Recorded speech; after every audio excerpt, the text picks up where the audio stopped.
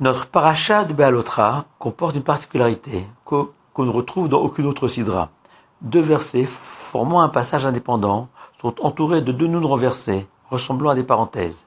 Le Talmud explique que ces deux nouns indiquent que ces deux versets auraient dû figurer ailleurs, mais l'Éternel les a déplacés au cœur de notre paracha pour séparer deux fautes consécutives des enfants d'Israël, succession de péchés qui éveilleraient la colère de Dieu. Après ces deux versets, la faute décrite et la plainte amère du peuple contre leurs conditions dans le désert.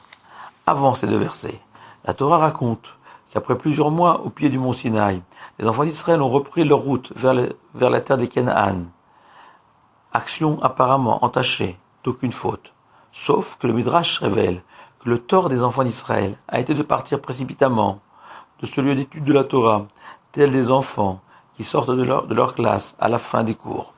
Et cette image de ces écoliers, attendant impatiemment la sonnerie libératrice et jaillissant de leur place pour se diriger vers l'air libre, me revient à l'esprit à l'évocation de ce Midrash, car la classe est perçue par la majorité des enfants comme un lieu de retenue et de contrainte.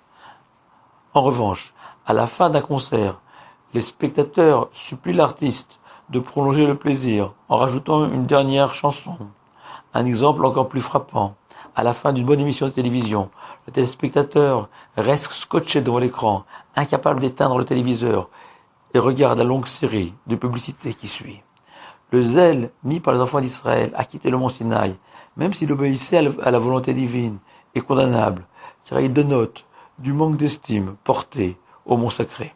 Et nos sages sont appuyés sur ce midrash pour fixer plusieurs règles. Il est interdit de courir en quittant la synagogue. Il est aussi défendu de s'asseoir à la choule, à une place située à l'entrée, car cela laisserait penser qu'on s'est placé là pour pouvoir sortir rapidement à la fin de l'office.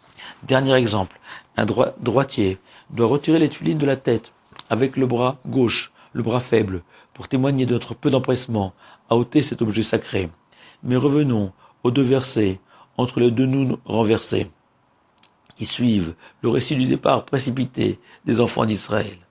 Ces deux versets racontent que lorsque l'arche sacrée se mettait en branle, Moshe priait « Lève-toi Dieu, que tes ennemis se dispersent », comme si la Torah voulait nous enseigner que la victoire dépendait de notre état d'esprit. Si le peuple juif est animé d'une envie d'étudier, de progresser, alors rien ne lui résistera. Et selon nos sages, un juif ignorant, habité d'un désir d'étudier, est supérieur à un érudit sans ambition. C'est là le message plein d'espoir de ces mystérieux nouns renversés. Au-delà du savoir, ce qui compte, c'est le